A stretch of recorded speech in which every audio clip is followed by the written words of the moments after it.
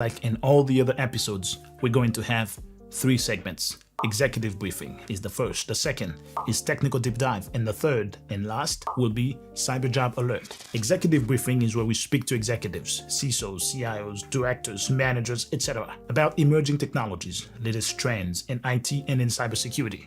In the technical deep dive, we continue the conversation, except this time we speak to technical resources. We go real deeply into technical concepts so that we can arm you with the information that you need to help the executives achieve their goals. In the third and final segment is dedicated to cyber security in IT job seekers. Think about entry-level job seekers, mid-level professionals, and seasoned professionals who are in the job market. We provide you with the facts about what the jobs are and how to position yourself to compete properly in the job market. Let's get started.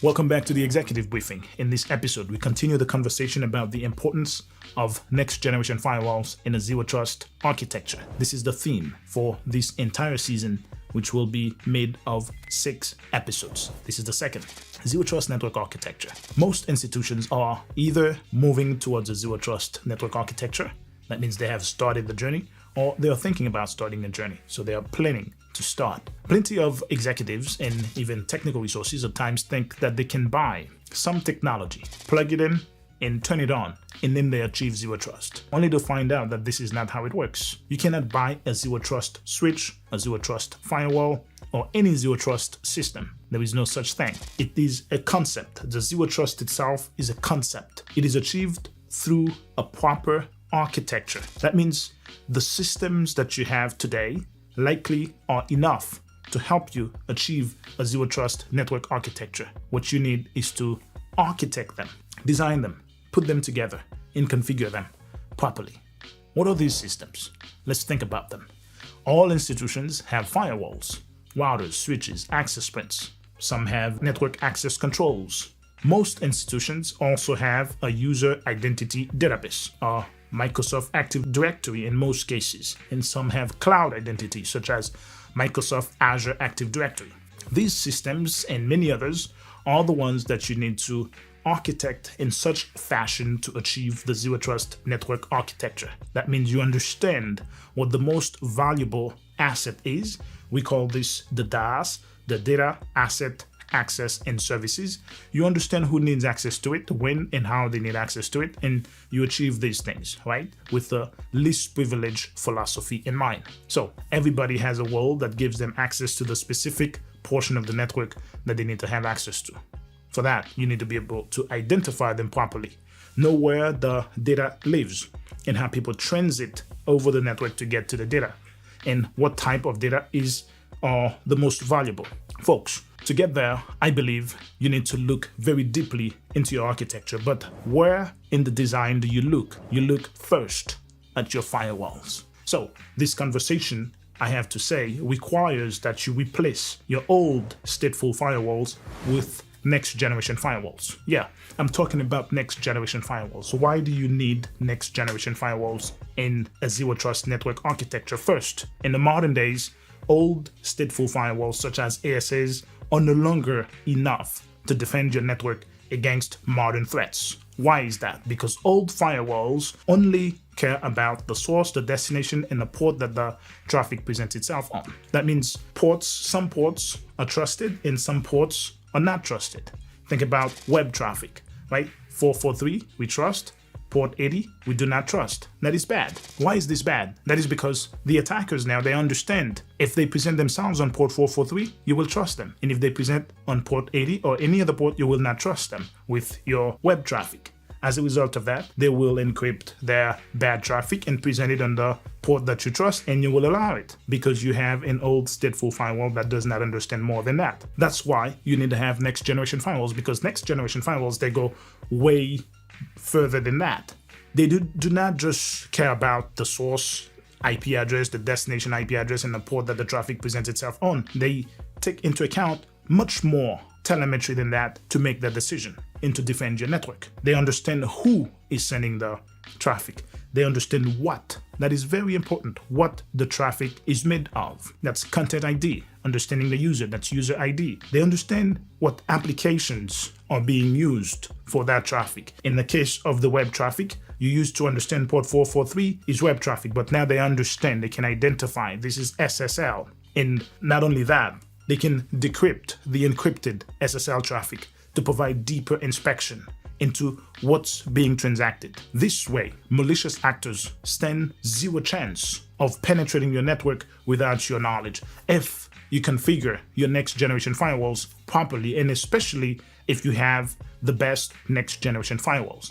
Gartner classifies Palo Alto, Fortinet, and Checkpoint as the leaders of next generation enterprise firewalls. I suggest that you look into one of these if you're very serious about protecting your network against next generation threats. Now understand there are a bunch of other reasons why you may not be able to switch from one vendor to the other. Maybe your team only knows Cisco and you have deep investment in Cisco. Maybe you already have Cisco Eyes, TelFwatch, you have Cisco VPN, etc., and you may not be able to remove your Cisco firewalls and go to Palo Alto or any other. But Palo Alto also makes next generation firewalls. They're just not the leaders in next generation firewalls currently. Okay, with that out of the way, the understanding that you're going to replace your old stateful firewalls, and you must do that and now start leveraging next generation firewalls, let me give you a few pointers about where to start. First, look at the architecture.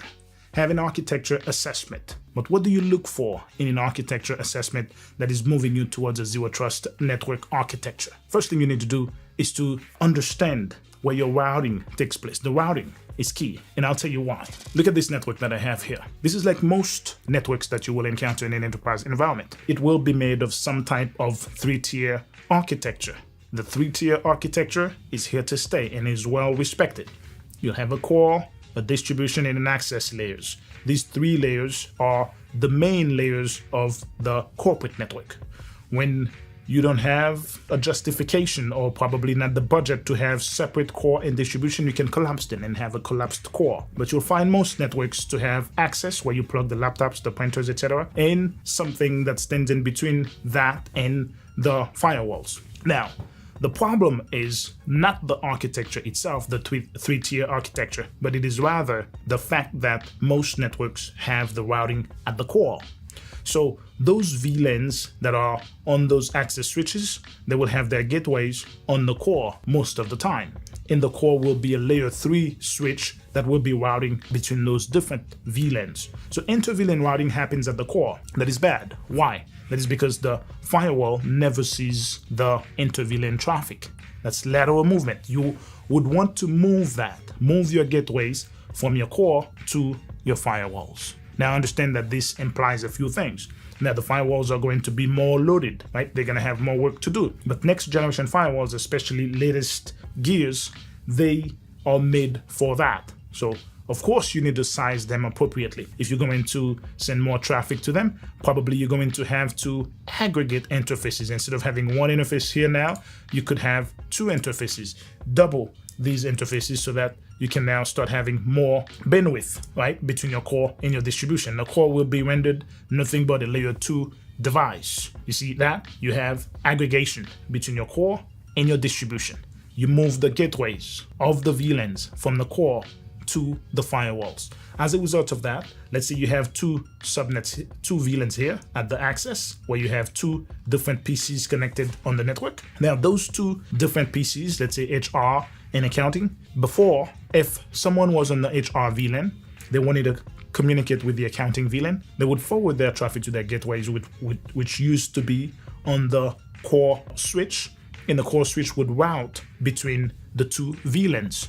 Now you move that, you move the gateways from the core to the firewall. The switch will no longer be the device that routes between the 2 VLANs. It's going to be the job of the firewall. That is a much better posture. Why is this a much better posture? The switch routes, but it doesn't understand what it's routing. It cannot protect you very deeply against modern threats. Of course, you can have ACLs and you can restrict here, there, but that is a very clunky thing to do and very cumbersome, very difficult compared to a next generation firewall that is made to inspect traffic when it's coming from one zone to another, from one subnet to another, from one VLAN to another, from one area to another, right? In the next generation firewall, Not only does it inspect the traffic to see if there's a rule to allow it, but it provides way more intelligence than just traffic inspection. It can understand who is sending the traffic. You can say, as a result of user identification, that a feature that the next generation firewall has, you can say, okay, when the traffic is coming from HR and it's going to accounting, if it came from the director, allow.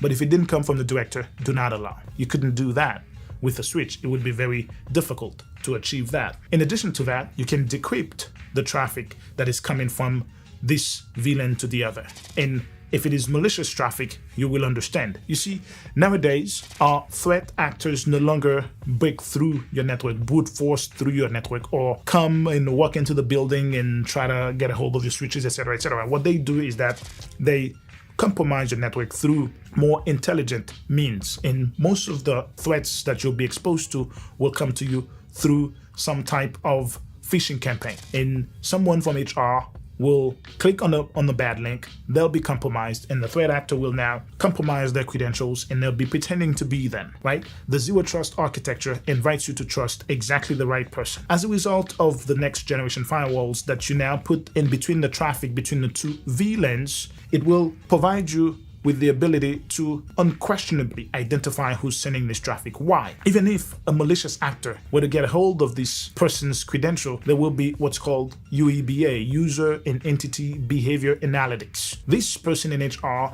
had a profile, a baseline profile, what they do on a regular basis. Now that the malicious actor has gotten a hold of their credentials, they'll be performing other types of activities. And your UEBA, together with your next generation firewall, will now identify that there has been a major deviation in the person's way of transacting on the network. And that would be enough for your next generation firewall to start denying this traffic, because it understands, although the traffic appears that it's coming from this person that we would normally trust, what is being done is not normal for this person, because we have baselined this person's normal behavior on the network. Your next generation firewall can do that and much more for you. We're going to continue the conversation, and next time we speak in the proof of concept, we're going to talk about how to achieve microsegmentation. You start moving towards the microsegmentation now that you have moved the gateways from the switch to the next generation firewall. I'm going to also invite you to have a VLAN for each department. The accounting department needs to have its own VLAN. HR department and all of the other departments need to have their own VLANs. There are a bunch of features that the next generation firewalls provide that put you closer and in a much better security posture than an old stateful firewall or a switch that is doing your inter-VLAN routing, etc. So today, the takeaway is you need next generation firewalls. But more importantly, you need to remove your switches from doing inter-VLAN routing. You need to move all of your gateways to your next generation firewalls and render your core switches nothing but layer 2 devices. Thank you. See you next time. In this segment, we're going to go real deeply into what it takes for you to leverage your next generation firewall to fully secure your network as you adopt a zero trust network architecture. Let's jump right in. In most networks, probably your network as well as a technical resource, you will have this architecture that you're looking at on the screen right here. It is made of a 3-tier network architecture. You have a core, a distribution, and an access layer. Now, sometimes the core and the distribution can be collapsed into one, right? A collapsed core. But sometimes as well, you'll have a separate group of devices for the core, maybe a pair of Catalyst or a pair of Nexus or even a stack of devices made of more than 2 switches as your core. You'll have your distribution separated and you have your access. Your access is where you connect your PCs, your printers, cameras, endpoints. Your distribution is what stands between your core and your access. That gives you a cleaner network. And you can collapse those two as we just mentioned. Now, this architecture is not going away, and most networks will continue to leverage this architecture. Here's what the problem is. Most networks also have their routing on the core. So switches are routing between your VLANs for you. Now that used to be okay. You used to use ACLs to restrict this traffic, but this is no longer capable of protecting you in the modern days. Why? That is because cyber defense and cyber threats have been more sophisticated.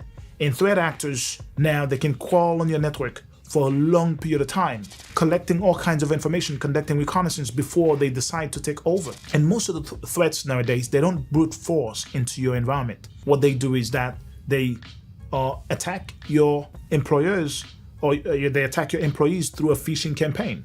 In that phishing campaign will compromise credentials of key members of your institution.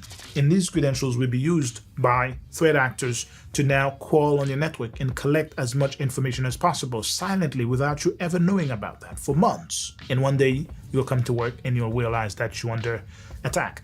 Now, how do you prevent that? You need to move towards micro-segmentation. You need to make sure that you're aware of the lateral movement. As traffic goes from one VLAN to the other, you need to be aware. The switch is not aware like a firewall. And a firewall here means a next generation firewall. So this conversation implies that you have next generation firewalls in your environment. If you have old stateful firewalls such as ASAs, you need to replace these as quickly as possible with next generation firewalls. Palo Alto leads the way, but you also have Fortinet, you have Checkpoint, you have Cisco Firepower, right?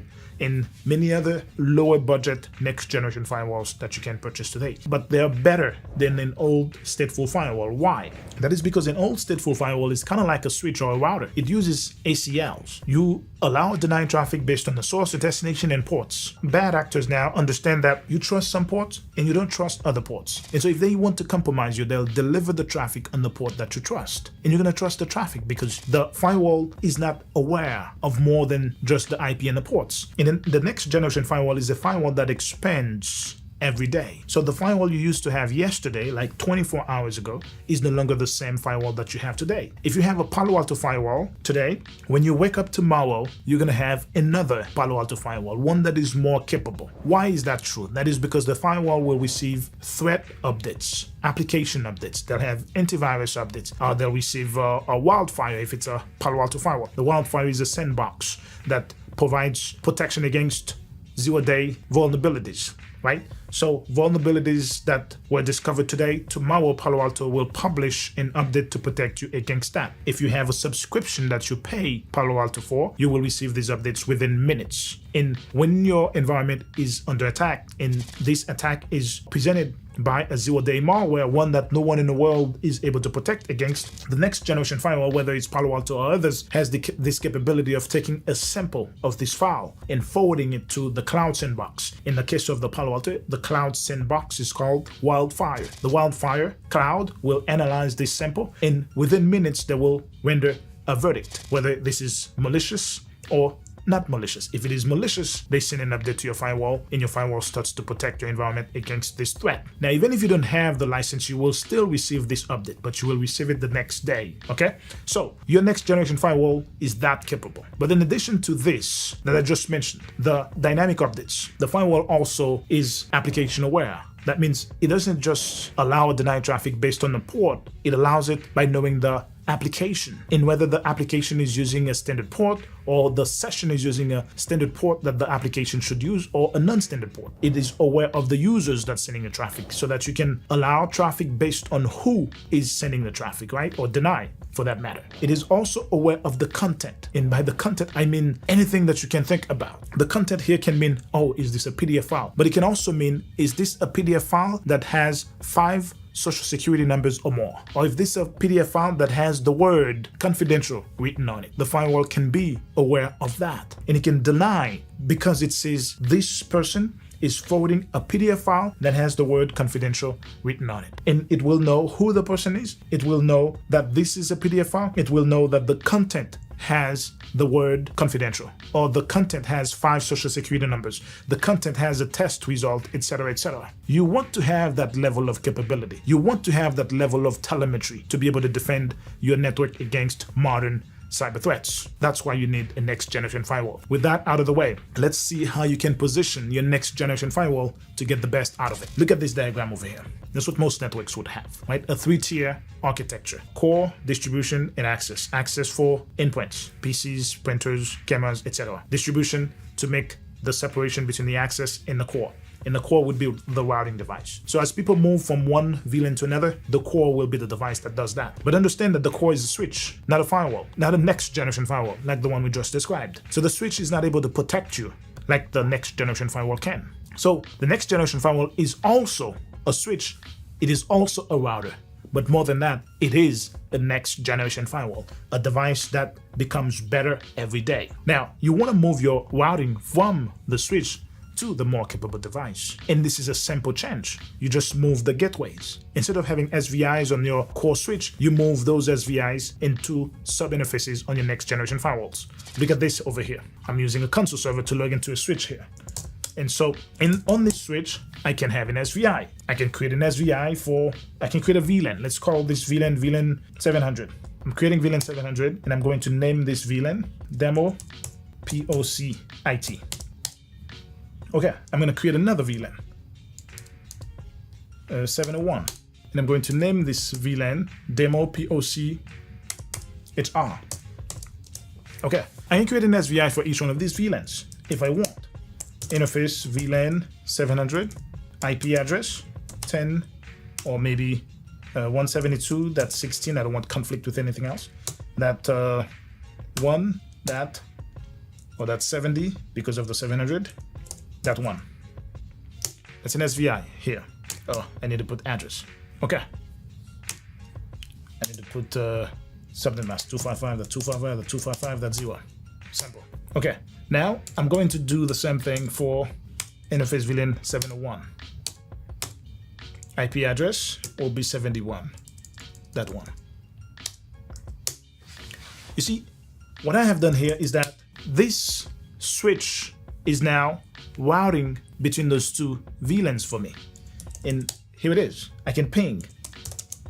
We're gonna ping now from 172.16.70.1. Right? And voila. I'm pinging between those two interfaces. What that means, folks, HR is sending packets or establishing sessions with IT or vice versa. And that's only within the switch. The firewall is not aware of that, right? Now, to move that gateway from the switch to the firewall is a simple thing. All I need to do is to shut down my SVI. Here's what you need to do.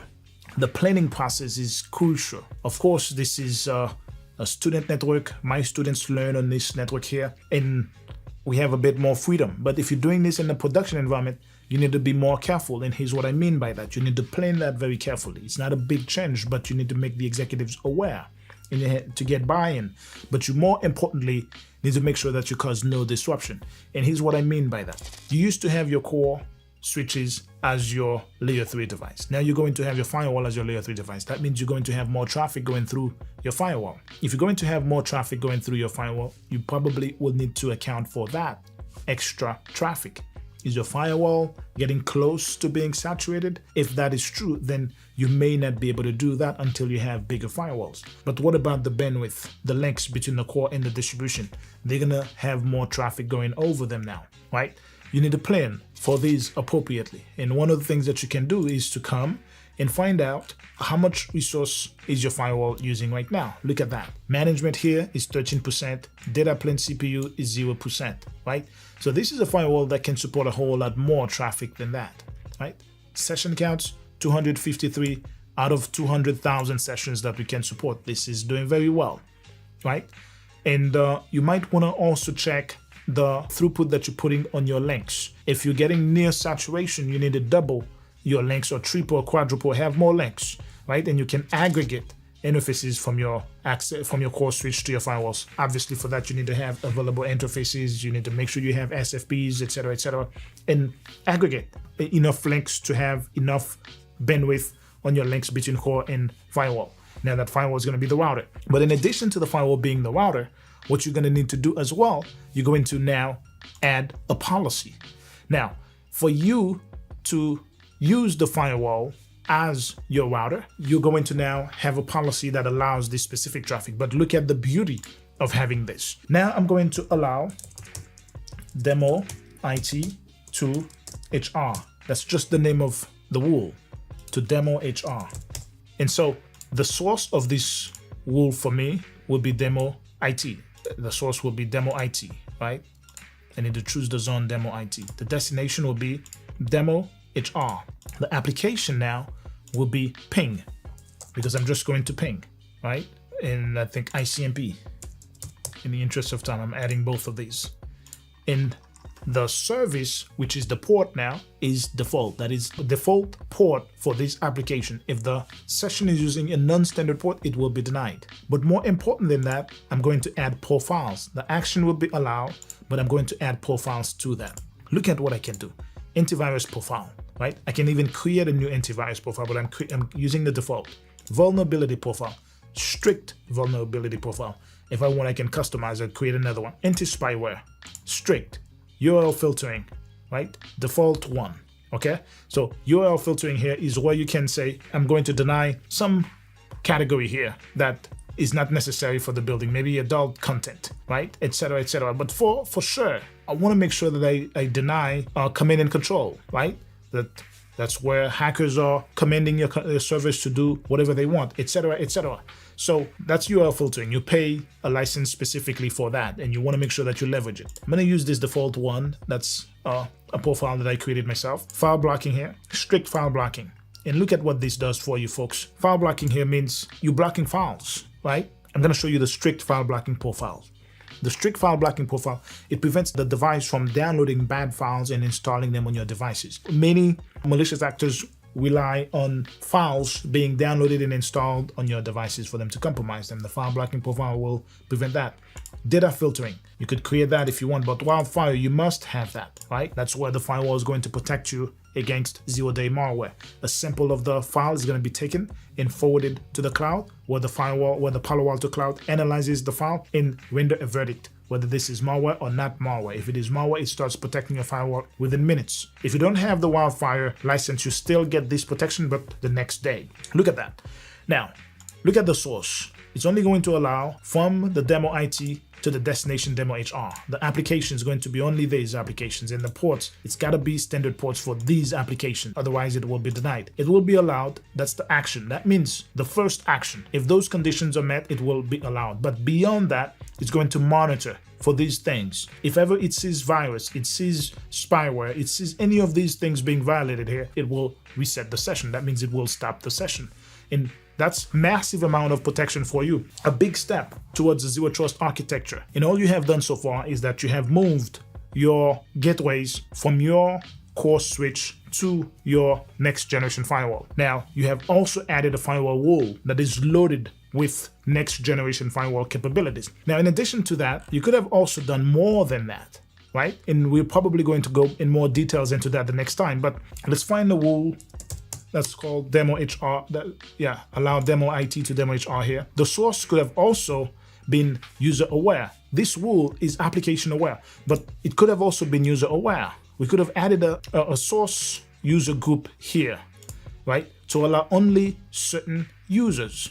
We could have added even some devices here to allow only certain devices. You could have added the subnet here, same thing for the destination. You see that? That's way more capabilities that you have with the next generation firewall that you didn't have when your switch was doing your routing for you. First step, folks, in moving towards a zero trust architecture is to leverage all of the capabilities, if not all, many or all of the appropriate capabilities of the next generation firewall in your network. And today we have seen how we instantly achieve a much better posture by simply moving your gateways or moving your routing from your core switch to your next generation firewall.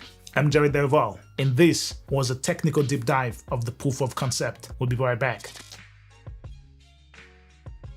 Welcome back to the proof of concept. I'm Jared Derival, and this segment is Cyber Job Alert. This is where we speak to IT or cybersecurity job seekers, regardless of the level, whether you're entry level, mid level, or senior professionals. We bring you the facts about where the jobs are and how you can position yourself to attract your dream job. We do that by providing you with first the fact, then the training and the education opportunities for you to position yourself ahead of the group. New data from IT staffing firm Experis found that more than 3/4, that is exactly 78% of IT organizations reported difficulty finding qualified tech workers. This is a 17-year high. It has never been that high in more than 17 years. Folks, this is good news for you as an IT or cybersecurity job seeker, regardless of your level. Now understand as well that it has been reported that the big tech layoffs that we experienced earlier in this year, 2023, is now over. Genco & Associates publish twice a year. That's once in January and once in July. And in the latest report, not only did they mention that the big tech layoffs is over, but also IT salaries has risen, and it is expected to go as high as 8% this year. That means someone who was making $200,000 last year, this year, they expected to make $216,000. That is good news, folks. Now, although that is good news, it is still challenging for entry-level professionals. So we're going to divide this cyber job alert into 3 segments. The first, we're going to speak to the entry-level IT or cybersecurity job seekers. It is still challenging for these folks at the bottom. Why? I believe it is for a number of reasons. The first of them is because of lack of guidance. There's not enough guidance for them to know where to go and how to attract their dream jobs, how to even prepare for these jobs. I see on social media that a lot of people are saying that entry-level jobs should be entry-level. That means they require no experience. It cannot be that way for IT or cybersecurity. Why? That is because when you present yourself as an IT or cybersecurity professional, it is similar to presenting yourself as a lawyer or as a medical doctor. You have to have some type of training, some type of experience. A doctor doesn't just wake up and say, oh, I'm an entry-level doctor and I don't need any experience. An IT professional has big responsibilities. They may not be a doctor, but they are an IT professional. They are in charge of moving the world. Think about if you hire someone as an IT professional that works for a bank. Even if they are entry-level, they need to understand, because a simple mistake can take the whole system of the bank down, and customers cannot process their payments, their transactions, etc. That is big issues. That can happen to an airline, and airplanes cannot fly. That can happen to a hospital. Operations, surgeries cannot be performed. So IT professionals and cybersecurity professionals have big responsibilities. And for you to be capable of responding or delivering on the responsibilities that are going to be put on you, you need some type of training. Now, the way IT professionals are trained nowadays is also a problem. You see, the IT vendors, Cisco, Palo Alto, Checkpoint, you name any number of them, I don't think they are helping the best way that they could. They keep the technologies too hidden and too, I would say, secret. And entry-level professionals, not only are they likely not to even know about the emerging technologies, the technologies that can really get them hired, but also even if they were to know about them, they can't get their hands on them. And most of the trainings are done through videos. You buy Cisco training, you watch videos, or you have a simulator, which is a software that pretends to be the system that you're going to work with. It will never be like the system that you're going to work. Now, the technology vendors do not make it easy for the entry-level professionals to get their hands on their technologies. Think about a Palo Alto firewall. If you're an entry-level person, you can't get your hands on a Palo Alto firewall. If you go to college, the community college professor will likely not ever have implemented a Palo Alto firewall before, let alone have one for them to train you on. It is too expensive. It is too difficult to maintain. And if you go to technical school, same thing. If you even go to Palo Alto themselves, right? They have lots of classes that they provide, but it's just videos. I don't think training should be a place where people come to be taught. I think training should be a place where people come to have some type of guarantee that they will not walk out the same way that they walked in. That means the training providers need to guarantee that the learner will learn. And I think that's the reason why the learner pays or invests their time, even if the training might be free in some instances. They are here to ensure that whoever's providing the training gives them the guarantee that they will learn. If they suspect that they can't learn, they should be able to remove them from this program. That's how school was designed to be. When you go to college, the college should be monitoring your performance. And if you can't meet certain standards, they should remove you from this program. But unfortunately, plenty of the institutions that are providing the training, whether it is the technology vendors or other individuals, some of them have very good intention. They only focus on teaching, but not a guarantee that the learner will learn. I think it should be the other way around. The teaching is free. The teaching is easy. It is everywhere. It's ubiquitous. It's everywhere on the internet. Whenever a firewall or any piece of technology is made, there is a book that comes with it. And this book is likely published on the internet. It is called the implementation guide, the administration guide, or whatever guide, right? It's like a manual. Think about a 40NAC system. There is a 40NAC implementation guide. Think about a Palo Alto firewall, a Cisco firewall, etc., etc. The library of information is vast, so people can be taught. Teaching is easy, but guaranteeing that people learn, I think, is what is missing. As an entry-level professional, I think you will find that it is very difficult for people to break through in the IT field. Even if there's good news, there are more jobs than there are job seekers. But you, as a person who's fresh to the field, you're going to have more difficult time finding the right job. But how do you position yourself to guarantee success? First, you need to get your hands on real technologies. You need to find a place. Wherever you go to look for your training, ask them, do you guarantee that I will learn? How do you ensure that I will learn? And how do you ensure that what I'm learning here will give me a job? I am helping solve this problem through Magna Cyber Academy. This is a skills factory where we provide people access to real technologies, real Palo Alto, real Cisco, real Fortinet, real VMware, real Microsoft, real Azure, and they build real complex networks on real enterprise systems. And not only that, we guarantee that they will learn. If we have any doubt that they will learn, we will reimburse them and say goodbye within the first 30 days. So how do we guarantee that? We built a proprietary system. And this proprietary system monitors the student's behavior. Most people who want to study IT will end up being discouraged because of how complex IT might be. Not only do we make the IT training simpler, we also guarantee that the learner who has the time and the ability to learn will have a more pleasant experience. And if we can't guarantee that, we will detect that within the first 30 days and give them their money back. So you pay to learn, not to just be taught. And I think that's the difference between traditional training and all of the trainings that are out there in what Magna Cyber Academy provides. Folks, now let's talk about the mid-level professionals. It is still hard for some people to transition from a job to a better job. Why? That is because plenty of the times in the institution that they work, they don't have access to the emerging technologies. Now, how do you solve that? You can find an institution like Magna Cyber Academy that provides hands-on training and helps people transition from mid-career jobs to higher level jobs by exposing them to next generation technologies. But you can also invest in next generation technologies yourself. Two ways that you can do that. You can encourage your employers to get a proof of concept. So if your employer is moving towards a zero trust architecture, you know that they're going to need to have next generation firewall. That's our recommendation here. Then ask them to have a proof of concept of next generation firewalls. This proof of concept will put you ahead of the curve in that you will be in the forefront implementing this next generation firewalls, but not in a real production environment, in a proof of concept, right? And as a result of that, you will learn this next generation firewall.